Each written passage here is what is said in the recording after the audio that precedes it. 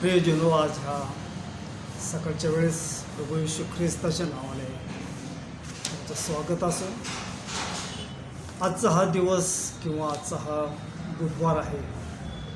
संपूर्ण ख्रिस्ती समाज या दिवसाकडं ते विशिष्ट उद्देशाने ते पाहतात आणि संपूर्ण हा ख्रिश्चन समाज हा राखेचा बुधवार म्हणून हे पाळतात. पण ती राख ही काय आहे, त्याचा उद्देश काय आहे, ते अद्यापपर्यंत ते कोणालाच कळलेलं नाही. वर्ष प्रमाणे हा राखेचा बुधवार असं ते पार तो बुधवार आणि राख याला ते जास्त प्राधान्य ते देतात.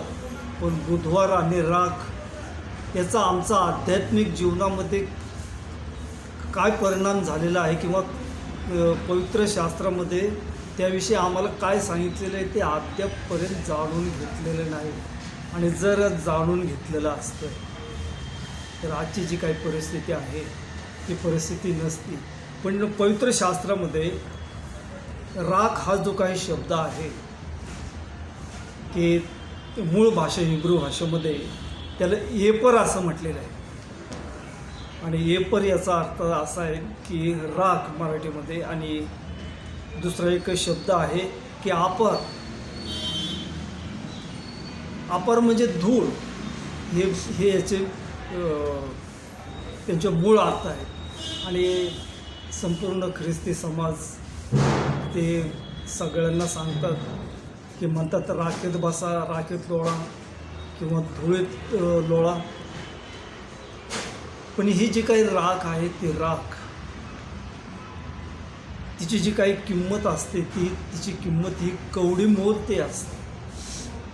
म्हणजे त्या राखेला कसल्याच प्रकारची किंमत नसते. ती एक खत म्हणून त्याचा उपयोग काही वेळेस होत नाही, कारण ज्या अवशेषाची जी राख होते त्याच्यातला जो अंश असतो, जे सत्व असतं ते नाहीसं होतं. आणि म्हणून त्या राखेला काय करतात की लोक असं पायाखाली तोडवतात किंवा फेकून देतात. हे तर मग ह्या राखेच्या बुधवारी आम्ही आमच्या आध्यात्मिक जीवनामध्ये आम्ही कशा रीतीने त्याचा वापर करावा, त्याचा अर्थबोध आम्ही कशा रीतीने घ्यावा. आम्हाला राखेचा वापर करायचा नाही, तर त्या राख ह्या शब्दापासून आम्ही कोणता बोध घ्यावा. तर पवित्र शास्त्राप्रमाणे राख म्हणजे एक पश्चातापाचं ते दर्शक आहे. त्यानंतर पवित्र शास्त्राचा जर आम्ही बारकाईने अभ्यास केला तर राख हे हाल अपेष्टा याचं ते दर्शक आहे. आणि त्यानंतर आणखी दुसरं सांगितलं आहे की जे काही राख आहे ते राख लज्जा किंवा लाज याचं ते दर्शक आहे. आणि त्यानंतर पुढं जर आम्ही पाहिलं तर ज्यावेळेस एखाद्या व्यक्तीची माणसासमोर किंवा देवासमोर त्याची मानहानी होती, मानहानी झाली म्हणजे त्या व्यक्तीची राख. तर पवित्र शास्त्रामध्ये अशी कितीतरी उदाहरणं आहेत की योग म्हणतो की मी धूळ आहे. आणि जर आम्ही स्तोत्रसंहिता याचा 102 अध्याय हा जर वाचला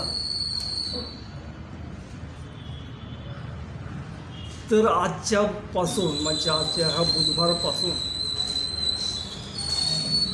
की आजचा जो काही दिवस आहे हा आजचा दिवस हा पश्चाताप करण्याचा तो दिवस आहे. जे आम्ही मागील वर्षभर किंवा इथपर्यंत जे काही आम्ही आमचे दुष्कृत्य केलेलं असेल किंवा जे पातक केलेलं असेल त्या पातकाविषयी पश्चाताप करणं म्हणजे राखेत बसणं असा त्याचा तो अर्थ आहे. त्यानंतर स्तोत्रकर्ता याचा 102 अध्याय आणि 9व्या वचनामध्ये तो म्हणतो की मी भाकरीप्रमाणे राख खाल्ली आहे. भाकरीप्रमाणे राख खाल्ली आहे म्हणजे मी शोक केलेला आहे, पश्चाताप केलेला आहे. आणि म्हणून आजचा जो काही दिवस परमेश्वराने आम्हाला दिलेला आहे, जर आम्ही पश्चाताप करून जर आम्ही त्या परमेश्वराकडे वळालो तर येणारे हे 40 दिवस जे आहेत ते 40 दिवस निश्चित रीतीने ते आमच्यासाठी आशीर्वादित ते असे होणार आहेत. आणि म्हणून हे 40 दिवस उपवास करण्या अगोदर जर आम्ही पश्चाताप केला, परमेश्वराकडे जर आम्ही वळालो, तर ज्या उद्देशाने जे हेतूने आपण जे 40 दिवस उपवास करत आहोत ते सफल होईल. तर पहिलं प्रथम आम्हाला एक करायला पाहिजे की इर्मयाचं पुस्तकाचा 6वा अध्याय आणि 26व्या वचनामध्ये असं म्हटलेलं आहे की माझ्या लोकांच्या कन्ये कमरेला गोंताक गुंडाळ, राखेत लोट. आणि मग असेच मी तुम्हाला सांगितले की राखेत लोळणं म्हणजे पश्चाताप कर. पवित्र शास्त्रामध्ये पुष्कळसे असे उदाहरणं आहेत जे देवाचे संदेष्टे होऊन गेले की त्या प्रत्येक संदेष्टांचा संदेश हाच असायचा की पश्चाताप कर, पश्चाताप कर. तर अगदी जगाच्या स्थापनेपूर्वीच हा संदेश आम्हा मानव जातीला आहे. पुष्कळसे संदेष्टे बघा, त्यांनी जे राजे महाराजे होऊन गेलेले होते, जे सर्वसामान्य आपल्यासारखे लोक होते, की त्यांना सांगितलं की पश्चाताप करा, पण त्यांनी पश्चाताप केला नाही. पहिलं उदाहरण आपण पाहतो की नोहाने त्या काळच्या जगाच्या लोकांना सांगितले की तुम्ही पश्चाताप करा, पण त्या लोकांनी ते ऐकलं नाही. त्या संदेशाची ती टर उडवत असे. शेवटी काय झालं की त्यांचा पाण्याने नाश झाला. सदोम आणि गमोर यांचं उदाहरण आपल्यासमोर आहे की त्यांना सुद्धा पश्चाताप करण्याची प्रसंग दिला, पण त्यांनी पश्चाताप केला नाही. शेवटी काय झालं की त्यांचा नाश हा अग्नीने झालेला आहे. त्यानंतर जो बाप्तिस्मा करणारा योहान त्यांनी जी काही सुरुवात केलेली होती की तो म्हटलं की पश्चाताप करा, कारण स्वर्गाचे राज्य जवळ आलेलं आहे.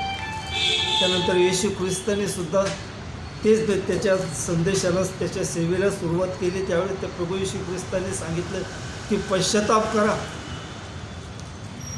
त्यानंतर प्रेषित या काळामध्ये जर आम्ही पाहिलं तर जे देवाने निवडलेले प्रेषित होते त्यांनी सुद्धा लोकांना हा संदेश दिला की पश्चाताप करा. आणि आजही सुद्धा या 2022 सालामध्ये पुष्कळसे देवाचे सेवक उपदेशक हे तुम्हाला सांगत आहे की पश्चाताप करा. पण जर पश्चाताप केला नाही तर तुम्हाला माहीत आहे ही पृथ्वी कशासाठी राखून ठेवलेली आहे. पवित्र शास्त्र आम्हाला असं सांगते की पृथ्वी ही अग्नीसाठी राखून ठेवलेली आहे. आणि आजची जगाची परिस्थिती जर आपण पाहिली, रशिया आणि युक्रेन या देशामध्ये काय चाललेलं आहे आपल्या डोळ्यासमोर ठेवा. किती धुराचे लोळ आहेत, अग्नीचा वर्षाव आहे. तसंच ह्या पृथ्वीचं हे होणार आहे. पण म्हणून देवाचं वचन आम्हाला सतत आणि सतत सांगत आहे की पश्चाताप करा. पश्चाताप करणे म्हणजे आमच्या पापाची कबुली करणं आणि ते सोडून देणं. आजच ही संधी आहे, आजच तारणाचा दिवस आहे. आणि म्हणून आजचा हा जो काही राखीचा बुधवार आहे, यापासून देवाने जे मला प्रेरणा दिली त्या प्रेरणेच्याद्वारे मी तुम्हाला ते सांगत आहे. आणि परमेश्वर म्हणतो की माझ्याकडे वळा. जे संदेश ते आहेत होते, जे पाळक लोक आता सध्या आहेत, त्यांचं तुम्ही ऐका. जर त्यांचं तुम्ही ऐकलं तर तुम्ही वाचा. तर ते बापाची संपूर्ण मानवासाठी इच्छा ही आहे की कोणाचाही नाश व्हावा अशी त्याची इच्छा नाही, तर सर्वांनी पश्चाताप करावं, सर्वांचं पवित्रीकरण व्हावं अशी ही देवबापाची ही इच्छा आहे. आणि म्हणून देवबाप करो तुम्हा सर्वांना पश्चातापी बुद्धी देऊ. आणि येणारे जे काही 40 दिवस आहेत ते 40 दिवस आम्हाला पवित्रतेने पाळायचे आहेत, मनपूर्वक पाळायचे आहेत. आणि ते पाळण्या अगोदर आम्हाला पश्चातापाची ही गरज आहे. त्यावेळेसच आम्हाला ह्या राखेच्या बुधगरजचा अर्थ आम्हाला कळेल. आणि म्हणून दैबाप करू या वचनाच्याद्वारे तुमचं सहाय्य करू. आज या सकाळच्या वेळेस आपल्यासमोर जो काही देवाचा संदेश आलेला आहे त्या संदेशाचा धिक्कार करू नका, पश्चाताप करा, कारण दिवस वाईट आहे. प्रभू तुमची सहनशीलतेने तो वाट पाहत आहे. तो तुमच्या आणि माझ्या अंतःकरणाचं ते द्वार ठोकवत आहे. आपल्या अंतःकरणाचे दार उघडा, परमेश्वरासमोर पश्चातापी व्हा, म्हणजे तो तुमच्याकडे वळेल. देवबाप करू आपल्या सर्वांचं तो सहाय्य करू.